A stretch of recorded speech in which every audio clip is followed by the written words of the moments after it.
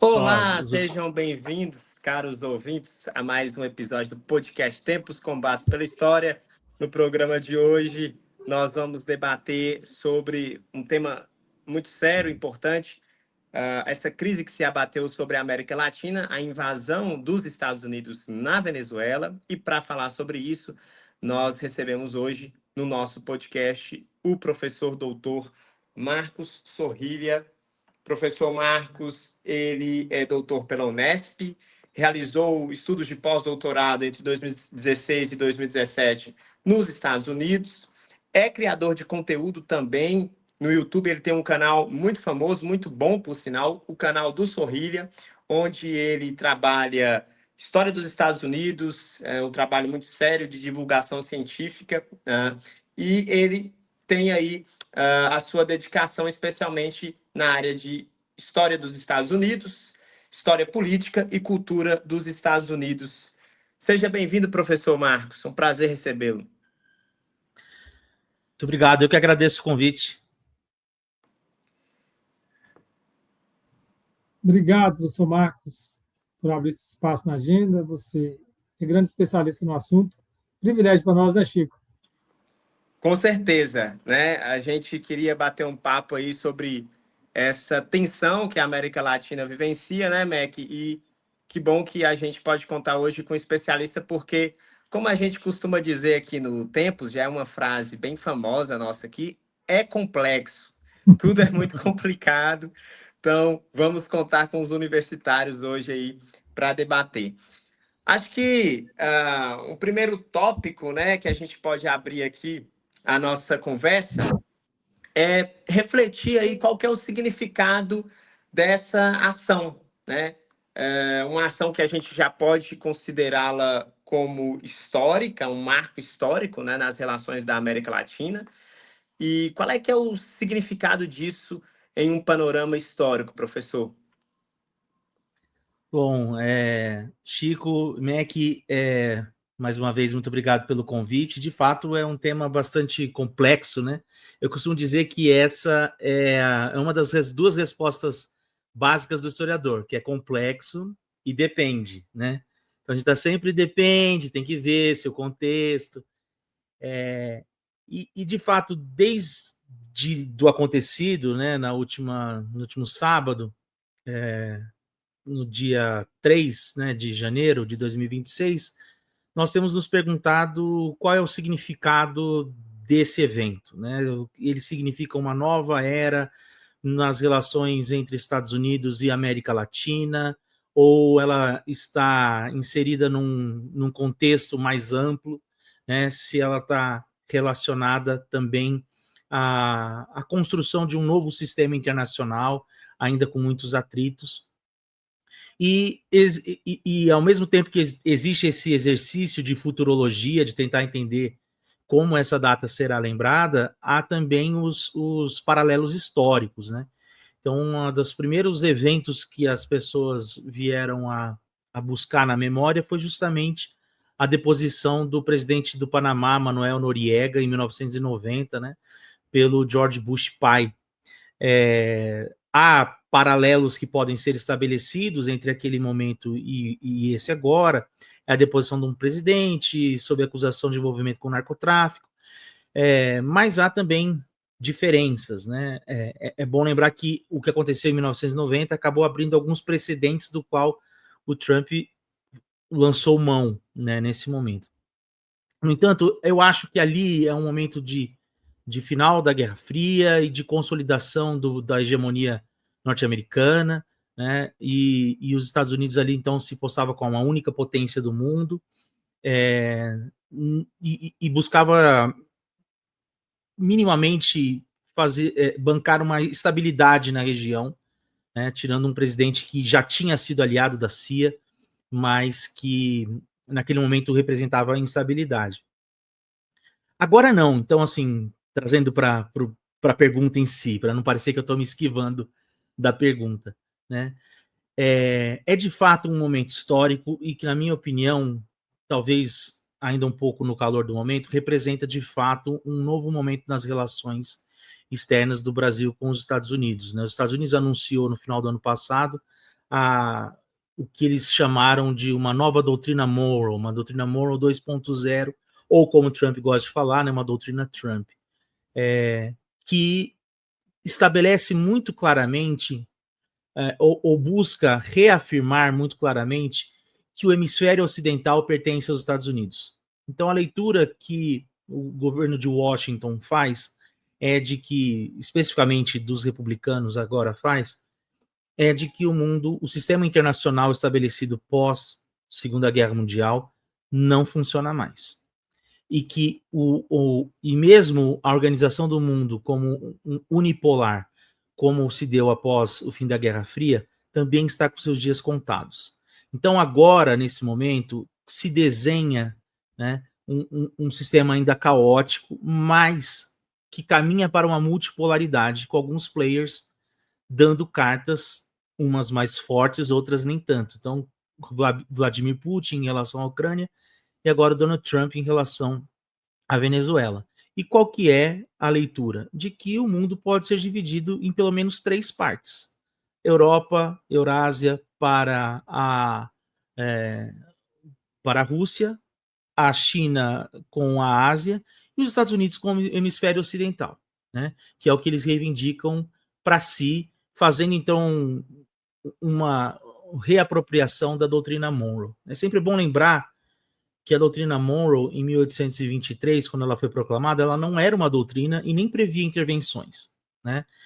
Essa leitura que a gente faz da doutrina Monroe nos dias de hoje, ela já é uma leitura feita a partir da década de 1880 pelos Estados Unidos, ou seja, quase 60 anos depois, né? Que vai justificar a entrada dos Estados Unidos na guerra de independência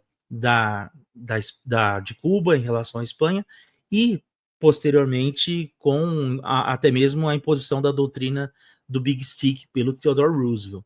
E aí é importante lembrar, só para finalizar, quando o Trump tomou posse em janeiro de 2025, há quase um ano, ele fez como grande referência, né, para a presidência, para a sua presidência, para o seu governo, a figura do William McKinley, que foi justamente o presidente lá em 1896, que vai implementar uma política imperialista, que depois será levada adiante com a sua morte pelo seu sucessor, justamente o Theodore Roosevelt. Então ali já havia indícios de que os Estados Unidos pretendia ter um papel mais ativo no continente. E aí, no caso da Venezuela, demarca justamente esse novo momento histórico pelo fato de que ele também consegue afastar 2 concorrentes em potencial, que é justamente a Rússia e a China, que tinham bastante influência e trânsito junto ao governo de Caracas. Não sei se eu fugi um pouco da pergunta, mas acho que para abrir a conversa é um panorama mais geral. Perfeito. Muito se falou, professor, dos interesses americanos no petróleo, que é mais perceptível assim à primeira vista. Você falou aí de uma perspectiva geopolítica mais abrangente, né? Se fecharmos um pouco o foco para as questões políticas internas dos Estados Unidos, em que medida as disputas, digamos, domésticas deles poderiam estar relacionadas com essas ações um pouco teatrais também de Donald Trump? Não, sem dúvida, existe por parte do Donald Trump essa necessidade de teatralidade, né, de fazer eventos de grandes proporções, né, para reafirmar o tamanho dos feitos do seu governo e da sua importância, quando muitas vezes não são necessariamente proporcionais aos ganhos que ele vai obter. Agora, existe uma discussão, inclusive, se esse evento representa uma alteração no próprio grupo de apoio do governo Trump. Por quê? O eleitor MAGA e os políticos MAGA, para quem nos ouve, MAGA é uma sigla que se refere à corrente política inaugurada pelo Donald Trump e que faz referência justamente às iniciais Make America Great Again, né? Então, o eleitor MAGA, os políticos MAGA, os ideólogos MAGA, como Stephen Bannon, eles são contra intervenções, né? Eles são de uma natureza de um nacionalismo muito voltado para as fronteiras internas, né? Para a defesa do que é, então, a defesa da fronteira mesmo, expulsão dos imigrantes, tudo isso está na agenda MAGA, né? Construção de um país predominantemente de etnia branca, protestante, cristão, mas que o dinheiro do contribuinte não fosse gasto, né, justamente com o contribuinte, e não para financiar guerras pelo mundo. Então, uma das pautas do Donald Trump nas eleições foi retirar os Estados Unidos do que era chamado de guerras sem fim. Então, retirada dos Estados Unidos de conflitos no Oriente Médio e assim por diante, né, de intervenções na África e tudo mais. E, no entanto, então isso era algo que estava muito presente nisso, né? Então, retirada do apoio dos Estados Unidos à Ucrânia, na guerra contra a Rússia, tudo isso foi falado na campanha eleitoral. E aí, então, existe uma pergunta se essa atitude, e até mesmo o ataque que ele fez à Nigéria há pouco tempo atrás, representaria uma mudança dentro do próprio governo Trump, dos grupos que financiam o governo Trump. Vale lembrar que no primeiro governo Trump, as indústrias petrolíferas não eram um grande apoiador do Donald Trump, né? Elas são, sim, aliadas históricas dos neoconservadores. Os neoconservadores aqui é a galera do Bush, do Reagan, né? Então, de fato, uma questão que se levanta é justamente se essa ação pode representar o início de uma passagem de bastão dentro do próprio governo Trump em relação aos nomes que influenciam a sua tomada de decisão, né? Além disso, há questões mais elementares, né? O governo vive um momento histórico de baixa aprovação. O Donald Trump está envolvido até o pescoço com as divulgações dos arquivos do Epstein, né? Então, há leituras que apontam para uma cortina de fumaça, né? Para tentativa de desviar um pouco o foco, ou então reavivar um pouco o nacionalismo norte-americano, reconquistar um pouco do apoio dos latinos que foi perdido com as políticas migratórias. Mas eu acho que tudo isso é perfumaria. É algo de uma análise muito apressada. Eu acho que é preciso ficar mais com a atenção dentre justamente esse grupo de suporte ao Donald Trump e se essas políticas vão se tornar cada vez mais constantes.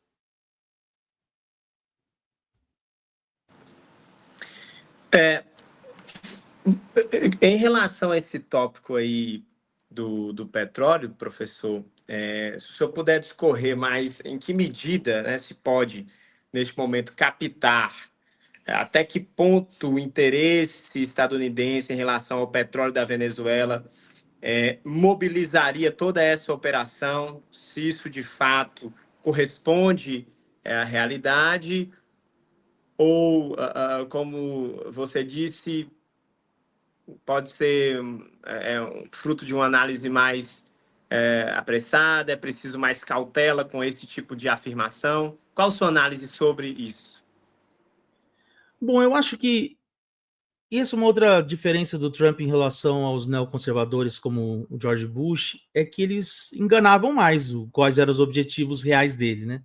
O Donald Trump é bastante franco. Então ele disse isso na sua entrevista, logo depois da prisão do Maduro, de que o interesse norte-americano é, sobretudo, o petróleo. Agora, vejam bem, é importante a gente falar isso. O interesse dos Estados Unidos, porque houve uma discussão aí nos últimos dias a respeito disso. Os Estados Unidos é o maior produtor de petróleo no mundo. O maior exportador de petróleo do mundo é a Arábia Saudita, e as maiores jazidas, assim, as maiores reservas ainda não exploradas são da Venezuela. Então, os Estados Unidos, ele é autossuficiente, ele é o maior produtor de petróleo do mundo. Então, por que ele teria interesse em invadir a Venezuela?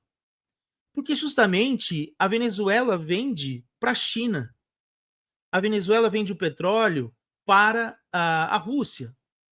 Então, desse ponto de vista, se os Estados Unidos detiver o controle sobre o comércio, a extração e o comércio do petróleo, ele pode interferir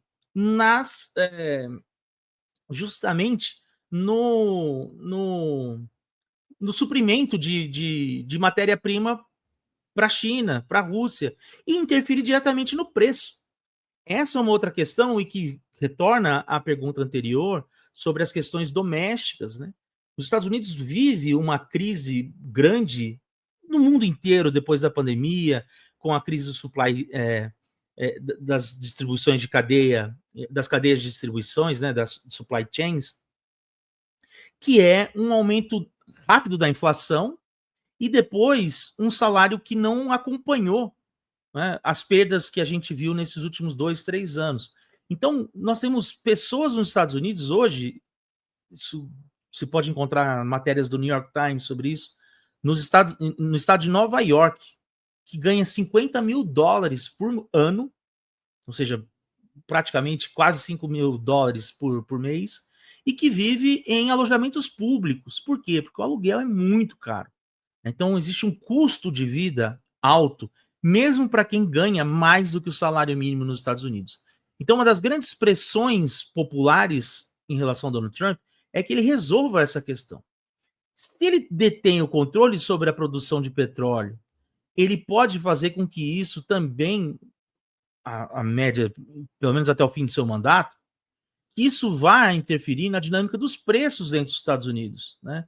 Então, que a produção, e ele fala isso constantemente, se o preço da energia cair, o resto cai em cadeia, né? Então, essa também é um outro elemento sobre por que os Estados Unidos têm interesse no petróleo e que está relacionado também à política doméstica dos Estados Unidos. Marcos, eu queria te ouvir também mais, você já mencionou, mas explorar mais essa relação com a China. Eu já ouvi na mídia e alguns especialistas falando que, no fundo, a Venezuela é o palco ali dessa ação, mas a problemática mesmo é com a China. E aí, é curioso, porque há leituras que dizem assim, a preocupação dos Estados Unidos é demarcar, né, esse lugar dele como essa zona de influência, e outros que dizem, na verdade, para a China foi bom, porque ao fazer isso, entre aspas, ele autoriza também a China manter o controle sobre sua zona de influência. O que é que dá para dizer sobre isso? Eu acho que eu teria errado nas análises nesses dois pontos. Eu acho que elas não são excludentes, na verdade, né? Porque, de fato, agora a China não tem mais por que não anexar Taiwan, né? Porque se não há mais direito internacional, né? Se não há mais prerrogativas de soberania e o que vale é a declaração das decisões judiciais dentro do país que reivindica, né? Que é o caso dos Estados Unidos, porque veja bem, essa invasão, os Estados Unidos diz que o Maduro não é presidente da Venezuela, né? Aliás, há um detalhe bastante importante que as pessoas não têm explorado. O discurso da Casa Branca é que as eleições não valeram, as eleições de 2024. Por isso que mesmo a Maria Corina Machado ou o Edmundo Gonçalves não deveriam ser empossados, mas sim um governo que vai conduzir a uma nova eleição, né? Porque para eles a eleição foi fraudulenta, então ela não valeu, né? Então esse reconhecimento direto de quem ficou em segundo, digamos assim, não vem. Então, para os Estados Unidos, o Maduro ele é apenas um chefe de um cartel, né? É refutável essa prerrogativa também, mas as investigações dentro dos Estados Unidos apontam para isso, e é a partir dessas investigações que eles justificam a ação. Então, isso não passou por Conselho de Segurança, não passou pelo Congresso, né? A partir de então, quem pode barrar a China de anexar Taiwan, que ela reivindica ser um território parte da própria China e um território rebelde, né? Ela pode sim fazer isso. Então, e aí eu acho que para os Estados Unidos isso já está na conta. Né? Dentro dessa minha leitura de que os Estados Unidos divide o mundo em 3 partes, né? Ele já considera isso. A Ucrânia fica para a Rússia, a Taiwan fica para a China, e eu fico aqui com o meu quintal, como disse o Pete Hegseth, né? Que é o Hegseth, que é o secretário de guerra dos Estados Unidos. Então eu acho que as 2 leituras fazem sentido, né? Agora, a vida, ela é um jogo de lances infinitos. Então existem movimentos que parecem extremamente vitoriosos e são celebrados, e que depois de 4, 5 movimentos a gente olha para trás e fala assim: ih, rapaz, foi aqui que deu errado, né? Então a mesma coisa, quando aconteceu a questão das tarifas, para a China foi excelente. Né? A China reforçou, abriu mercados, se aproximou da União Europeia. Há, inclusive, nesse momento, alguns analistas europeus falando: será que os nossos inimigos no século XXI são realmente os chineses ou não são os americanos?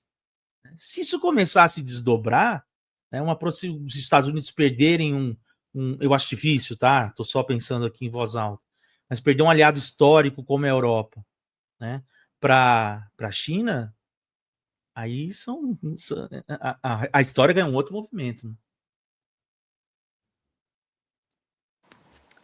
Pois é, já que o senhor tocou aí nesse tópico da soberania nacional, né, falando sobre como esses impérios têm se movimentado na Europa, na Ásia, e aqui na América Latina, esse tema está de novo em voga. No último ano, a gente teve a questão do tarifaço e acendeu todo um debate aqui no Brasil sobre o tema da soberania, da autonomia. Em que medida essa invasão da Venezuela ela pode preocupar ou ela pode alarmar aí os demais países na América Latina? Vamos lá. Por enquanto, eu acho que ainda estamos na fase do caldo de canja de galinha, como que é? Não faz mal a ninguém, né? Como que é a mesma expressão? Paciência e caldo de galinha não faz mal a ninguém, alguma coisa assim. Acho que ainda nós estamos nessa fase, né?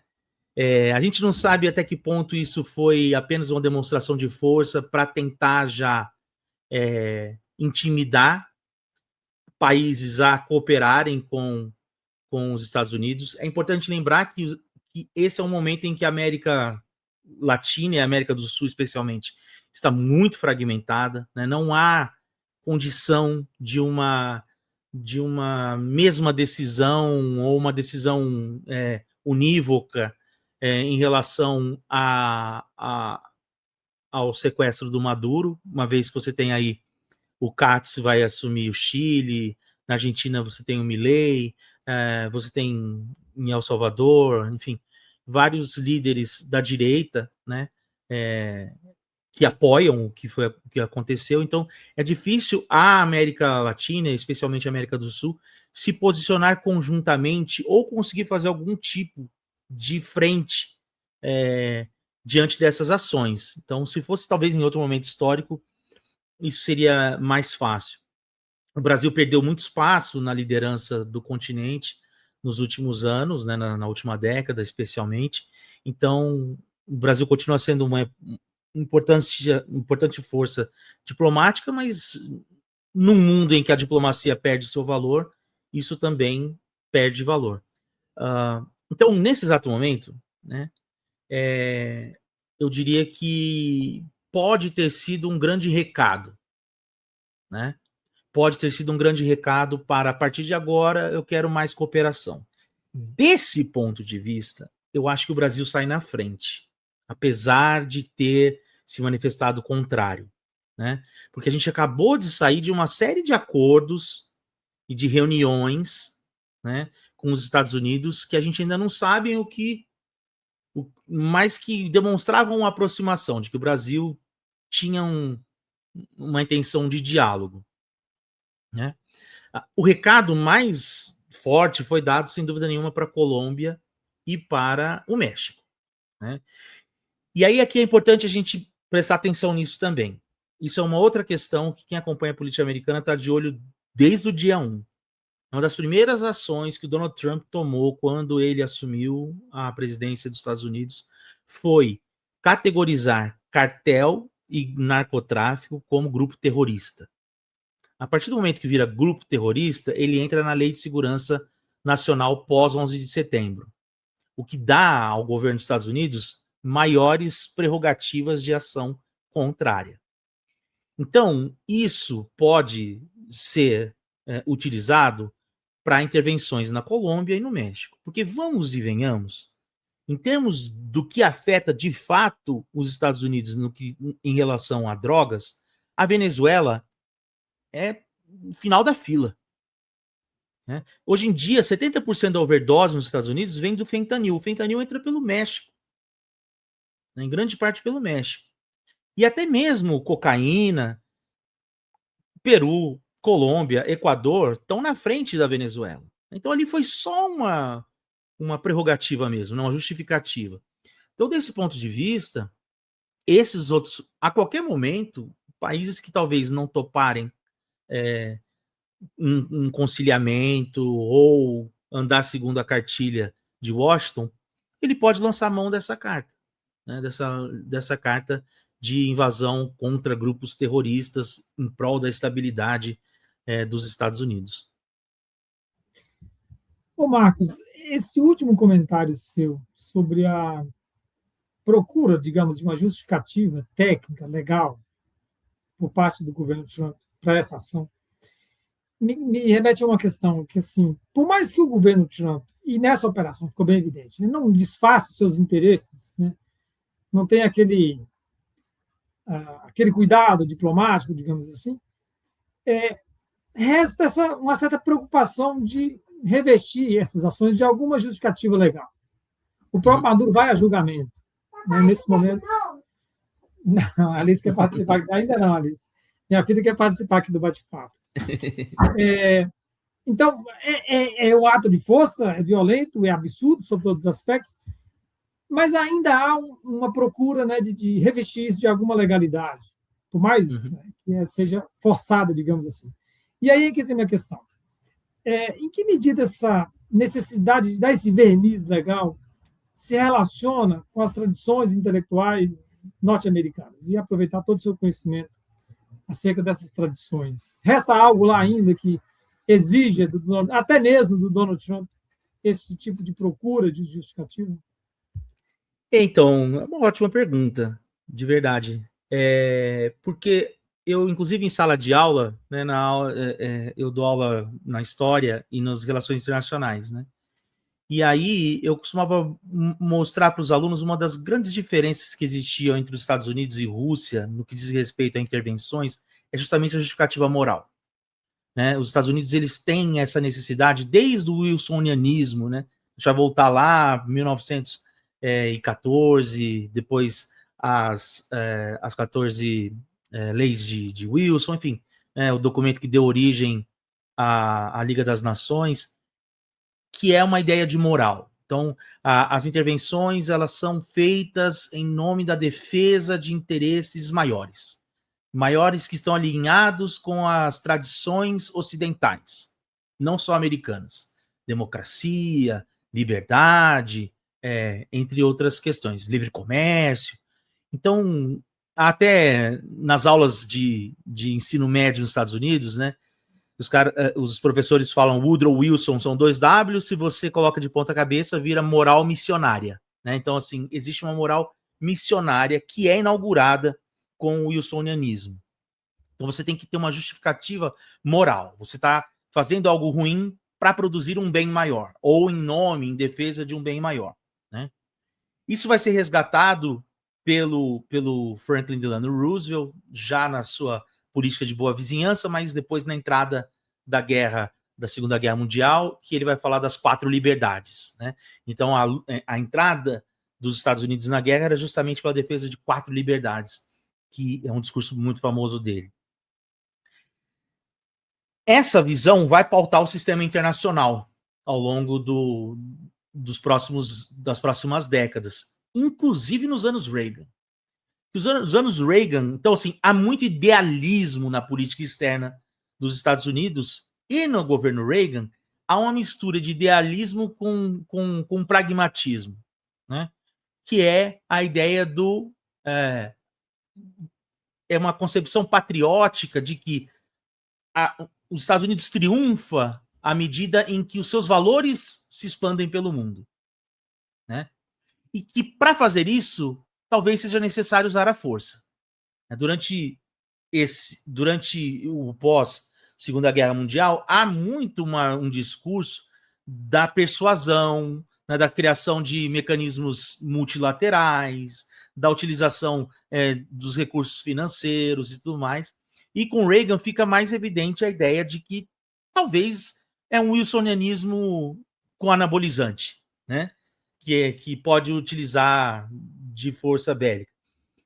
No trumpismo, a impressão que eu tenho é também de abandono desse discurso, né? Dessa necessidade, porque a justificativa ela é muito interna, é para dentro. Olha, eu quero justificar para o povo americano o que a gente fez tá certo.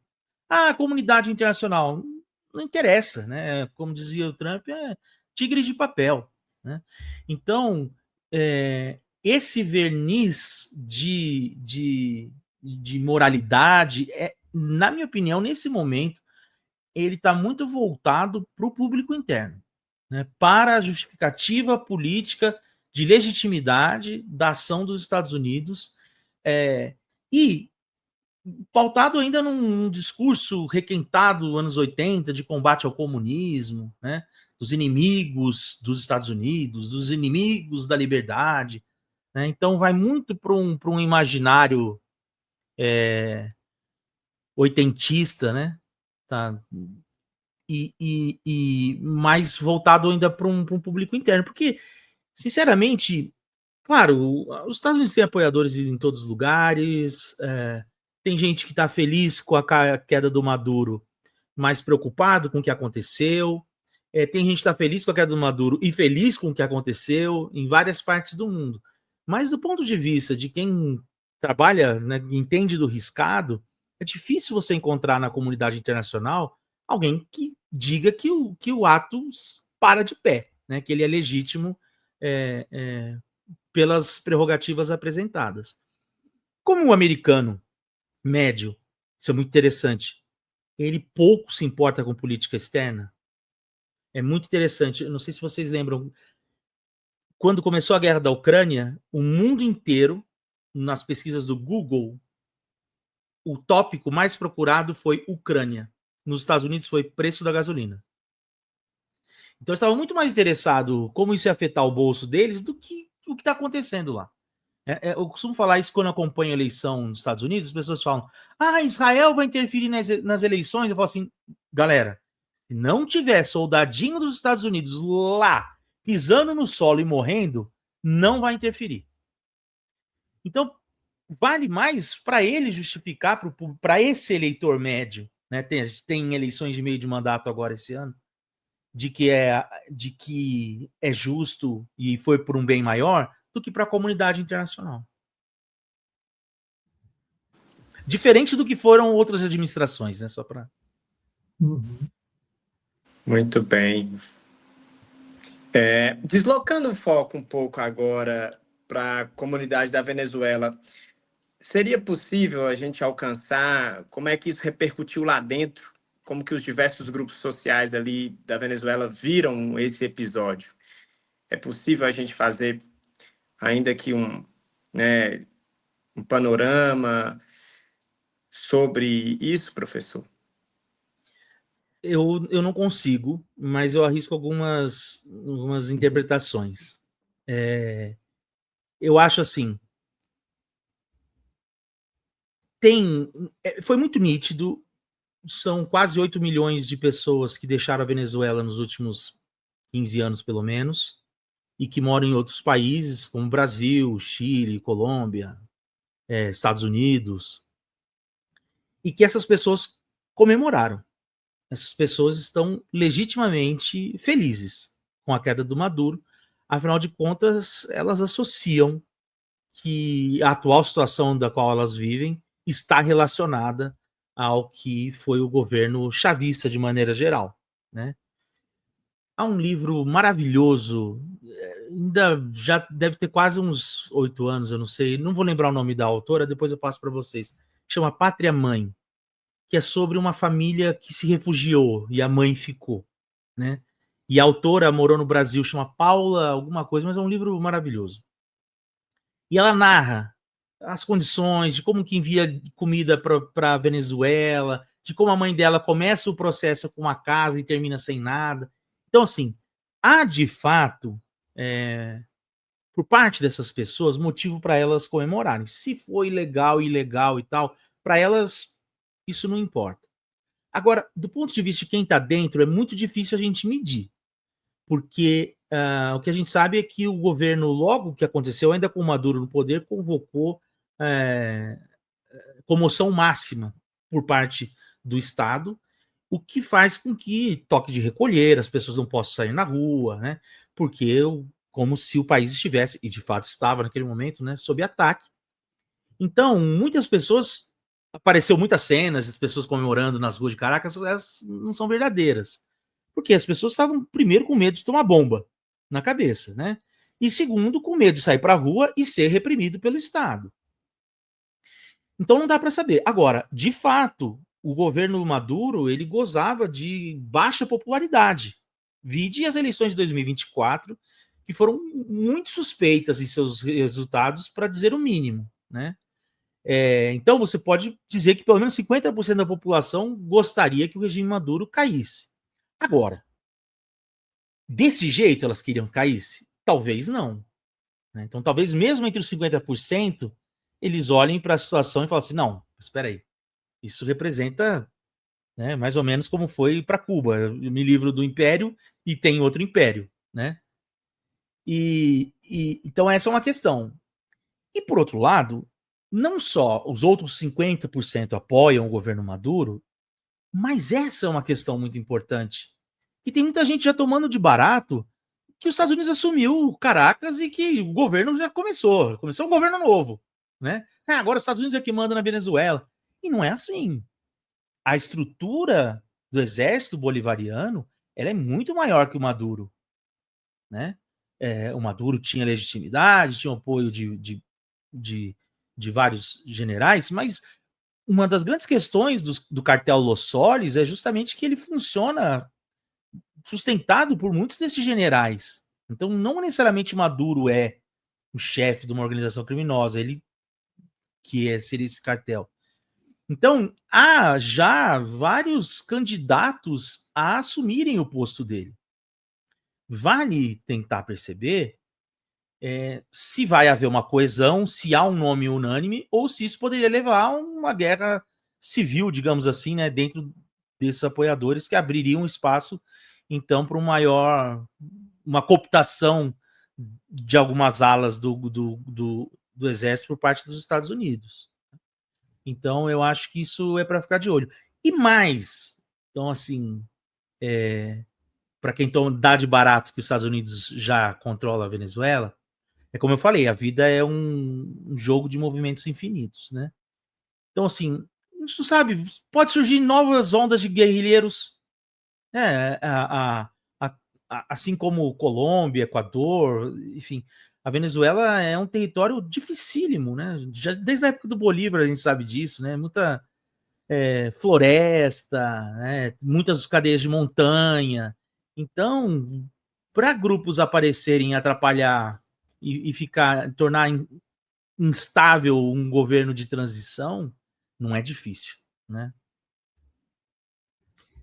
Aí tem uma questão que me ocorre também, Marcos, é que essa intervenção na Venezuela ela é muito distinta do que o Bush fez no Iraque. Não é verdade? Porque ele vai, nesse caso aqui, realmente é cirúrgico. Ele vai lá, sequestra o presidente e volta para casa, né? A maneira como os Estados Unidos parece estar pensando o day after, já que estamos falando dos Estados Unidos, é muito distinta, porque ele não se envolve diretamente, internamente na Venezuela. Por isso que ele quer exercer essa pressão, essa ameaça, essa tutela, mas de fora, né? Uhum. De fato, né? Qual que é o grande diferencial? É o famoso boots on the ground, né? Que é o soldadinho pisando no solo. Então, eles foram varrendo o Iraque até chegar em Bagdá. Nesse caso, como você disse, ele é cirúrgico. Então, as estruturas ainda estão montadas, né? Do governo, das cidades e tudo mais. Então, desse ponto de vista. E aí eu acho que vem. Que está contido na fala do Donald Trump, do tipo: ou vocês me entregam, ou eu vou fazer isso. Porque no discurso dele de sábado, ele fala: nós achamos que não será preciso uma segunda onda de ataques, mas se for preciso, estamos prontos para isso. Então, se vocês não entregarem o governo, nós vamos tomar a força. Então, eu acho que é um pouco do que eu falei, né, do caldo de galinha, que eu não lembro até agora. Soa mais como uma ameaça, né, como algo. Ele não tem exatamente um plano para o day after, do que algo já muito bem traçado. E aí fica nessa questão: se vocês não entregarem, e a partir de agora gostaríamos que todos se alinhassem a gente vai invadir. Né? Agora, isso eu não sei se é interessante para ele em ano de eleições de meio de mandato, porque uma das grandes pautas seria justamente, vão morrer americanos, o dinheiro do contribuinte vai ser gasto mais uma vez, não era por isso que a gente elegeu, né? Então, com certeza, isso talvez não seria um movimento inteligente.